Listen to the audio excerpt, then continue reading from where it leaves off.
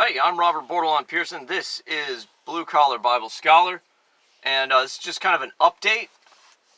I've got a different recording setup going on now, so I'm going to be with the same set, but different schedule. Hopefully I'll actually be able to keep a schedule of one a week that I keep talking about that I haven't managed, but upward and onward.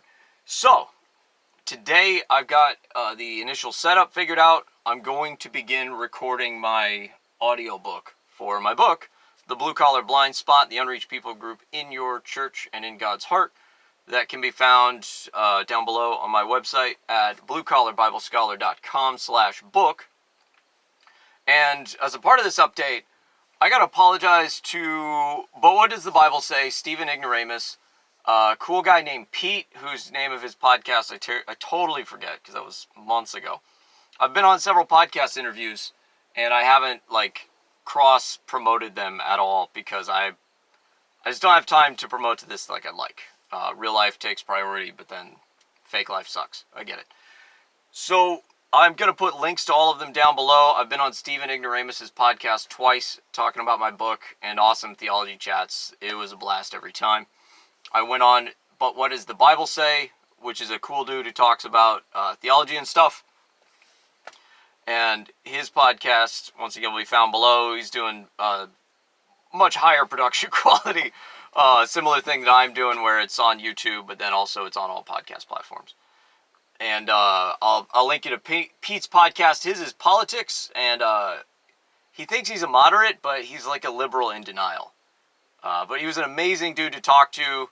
He's going to church, he's trying to be a Christian, he's trying to read his Bible and do all the things, but he's got a lot of worldly brainwashing to kind of fight through, and he doesn't know it yet, but amazing dude. We had an awesome talk about political spectrum and the across the political spectrum of how the Christian faith interacts with these different ideals that people are dealing with these days, meaning mainly infanticide and allowing a passive invasion of our country as the primary tenets we were talking about.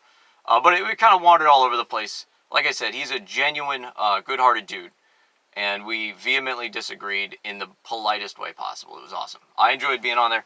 I hope he's still doing good stuff. So I'll have links to that down below. Also, a buddy of mine from Bible college started doing coffee. So I'm not going to support the enemy or people that hate us. I'm going to support local as much as possible, or direct, like I know somebody who does it. So it's Sinago Coffee. I'm sorry, Tito. The proper pronunciation is Sinago, but he promotes it as Sunago, S-U-N. It's the word for gathering or harvest in Greek. Off the top of my head, I should have brought the coffee bag out here. I didn't think to. But I'll have a link to his stuff down below. I started drinking his coffee exclusively now. It's about the same price as everybody else who does monthly subscriptions. He's got a subscription, all this stuff. I recommend porch sitting, and I got a little sampler of Campfire, because we're buddies, and I bought a bag as soon as he told me he was doing a thing. So I haven't tried Campfire yet, but it's the smoothest. I drink my coffee black usually. It is the smoothest I've ever had. There's no bite to it. The porch sitting. And I'm assuming the rest of his stuff is just as good. So it's worth trying out at least once. You'll be supporting a solid Christian man who's doing something awesome. And his goal is to use this business to then further real and tangible humanitarian aid, as well as the Christian message throughout the world. Because we're all a bunch of Bible college folks, even if we're doing other stuff as we go out into the world. We know a lot of missionaries firsthand, because a friend of mine is going to the UK now. I know 4 guys in Japan, a couple of people in Taiwan. These are all guys I went to school with, because they're all over. So he's hoping to use some of that network to then kind of build some capital and be able to establish actually brick and mortar coffee shops that would act as hubs for, fun stuff. Good humanitarian stuff. So anyway, I'll put a link to his thing down below. I've been meaning to shout him out for weeks. I'm sorry, man. I'm getting to it. He's on Instagram. I'll put links to the other places for all the cool people where I've done interviews with. And I'm going to do my very best to get on top of this thing and be more consistent.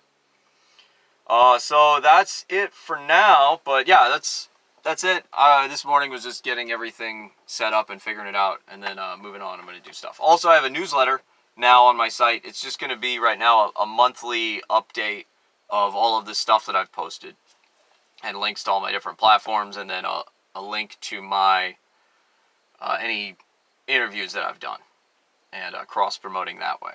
In my newsletter, you can sign up on my website. It's on the main page, bluecollarbiblescholar.com, and there'll be a newsletter sign up. And I've got a fun little giveaway, because I've got a little devotional, a little one-page devotional I did called Blood of Kings. It's pretty awesome. It's about whereas God has put you in your family and in time, tells you a lot about what your calling is in life. And it's just one angle or aspect of this whole what is God calling me to do thing. So it has a cool title too. It's about Abijah. Go get it. Yeah, that's it. Onward and upward. Blue-Collar Blindspot. The mainstream evangelical media is just not talking to common construction workers, and it's a bit of a loss on their part. And that's all I got, I guess. Thanks for your time and attention, and hopefully I'll have a video this next week up as soon as I can record it about fasting. More on the practical side, less on the theological aspects. I'll touch on theology, but then it's going to be on like practically the benefits and purpose of fasting. So there's that. All right, Godspeed. Bye.